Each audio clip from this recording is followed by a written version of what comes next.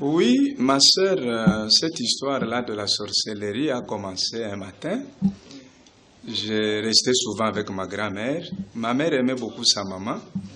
Elle a fait venir sa maman là où elle était. Mais ma mère ne savait pas que sa maman était très avancée dans la sorcellerie.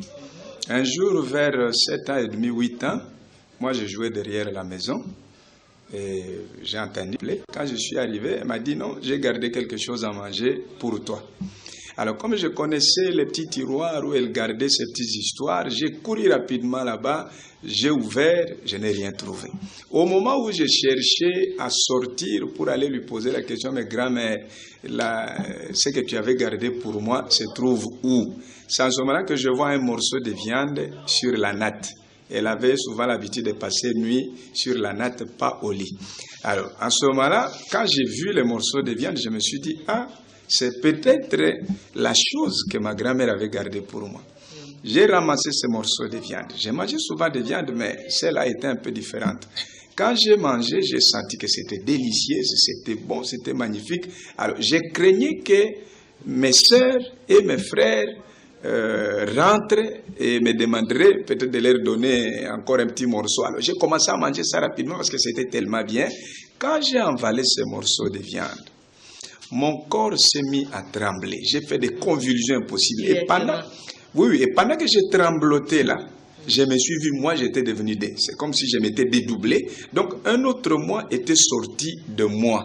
Mais j'étais conscient, dans mon conscientiel, j'étais sûr que celui-là et celui qui était ici ne faisait que moi. Et c'est en ce moment-là, au moment où j'avais réalisé que j'étais devenu deux, je m'étais dédoublé, ma grand-mère m'appellera maintenant dehors, mais tu traînes là-bas, pourquoi? Et au moment où elle m'a appelé, je suis redevenu encore un. Et je suis sorti là où j'étais bon. L'effet d'avoir mangé la viande, l'effet d'avoir trembloté, l'effet de s'être dédoublé, ça m'avait tellement perturbé moralement, sur le point qu'au moment où moi je suis sorti auprès d'elle, je n'arrivais plus à... J'étais pas très content. Alors elle m'a tiré vers elle, elle m'a mordu au milieu du front. Elle avait passé ses deux mains derrière ma tête, elle a approché mon visage vers sa bouche et elle m'a mordu. Comme quand elle m'avait mordu, c'était tellement fort que j'ai crié, mais grand-mère, pourquoi tu me fais ça? Elle m'a lâché, elle a ouvert les yeux puis elle m'a dit, les morceaux de viande que tu viens de manger, c'est un secret entre toi et moi. Tu n'as le droit de le dire à personne. Si tu oses le dire à ton père ou à ta maman ou à ta sœur, moi, je serai dans l'obligation de te tuer.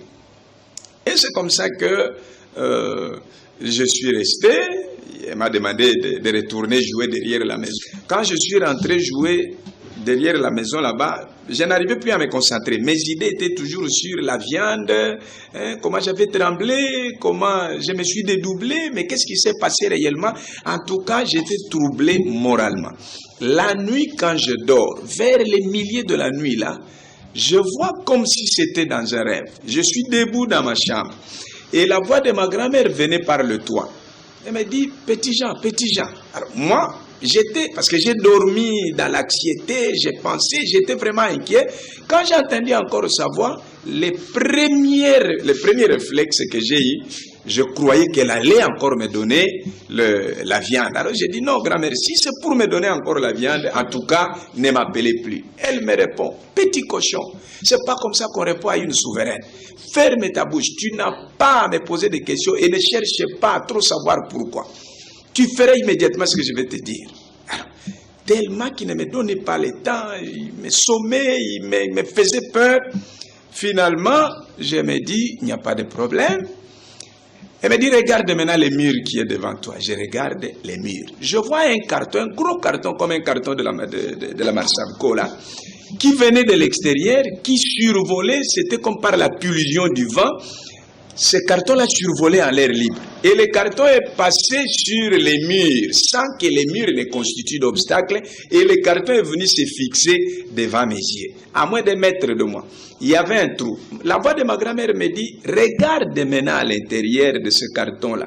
Quand je regarde, je vois un chat tout noir, gros là, qui avait un morceau de viande dans sa bouche, comme le morceau de viande que moi j'avais mangé. Et elle était l'animal était en train de faire le même mouvement que moi j'avais fait la journée. Maintenant, quand ma grand-mère me dit, qu'est-ce que tu vois? Je dis, non, grand-mère, je vois un chat. Elle me dit, bon, prends-les, pose-les au-dessus de ton sein gauche du côté où ton cœur bat. Alors, j'ai pris l'animal, et l'animal m'a mordu au bout de mon sein. Je me suis vu, je ne sais pas dire, métamorphosé, transformé. Je me suis retrouvé loin de la maison. Comment j'étais sorti dehors? C'est comme si j'étais en train de survoler, mais là où j'étais parti, je n'ai rien saisi, je n'ai rien retenu. Finalement, je me réveille l'autre jour et c'était vers 14h. Ma mère n'était pas de service parce que c'était une femme accoucheuse. Elle était inquiète. Pourquoi moi je suis allé dormir hier à 19h et je me suis réveillé l'autre jour vers 14h. Et j'étais fatigué. Donc, c'était comme ça que chaque nuit maintenant, l'animal commençait à venir me prendre. Même quand je voulais crier pour dire, maman, regarde l'animal, la voix ne sortait pas. Quand je voulais fuir, non, c'est comme si j'étais électrocuté, j'ai tombé, il me récupérait.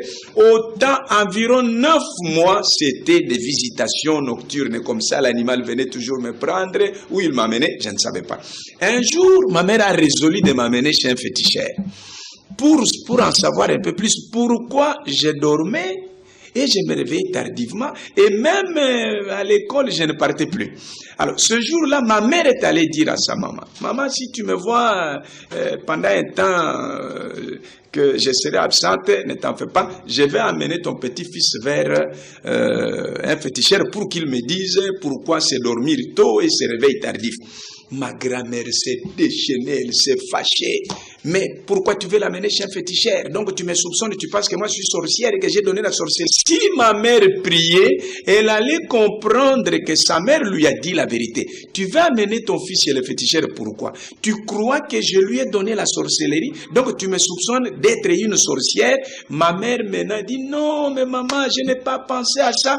Or, si ma mère priait, elle allait comprendre parce que Jésus a dit, c'est de l'abondance du cœur dont la bouche parle. Hein? Donc, elle lui a dit la vérité, mais dans une sorte de jonglerie verbale que ma mère ne parvenait pas à comprendre. Et donc, on n'est pas parti parce que elle s'est mise à genoux, elle a commencé à demander pardon à sa maman. Voilà, maman, moi je ne savais pas. Et la même nuit-là, ma grand-mère maintenant va m'amener. Le même animal est venu me prendre.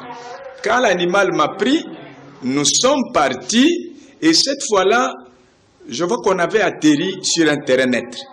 Et il y avait un ravin.